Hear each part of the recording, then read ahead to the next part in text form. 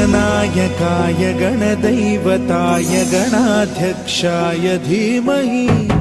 गुणशरीराय गुणमण्डिताय गुणेशानाय धीमहि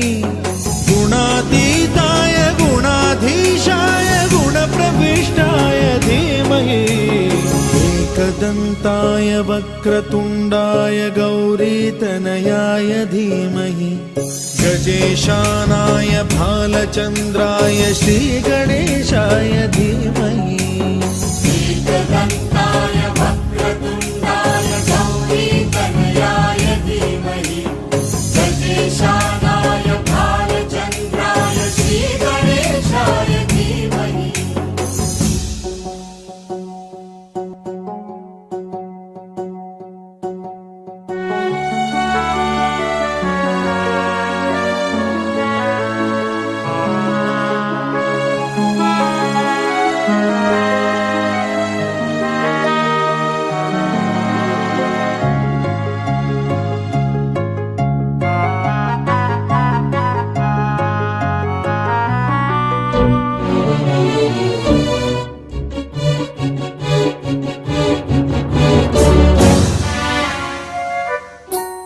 गानचतुराय गानप्राणाय गानान्तरात्मने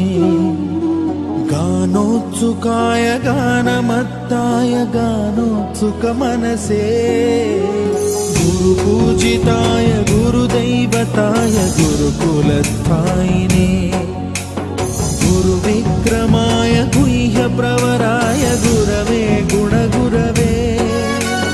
गुरुदैत्यकलक्षेत्रे गुरुधर्मसदाराध्याय गुरुपुत्र परित्रात्रे गुरुपाखण्डखण्डकाय गीतसाराय गीततत्त्वाय गीतगोत्राय धीमहि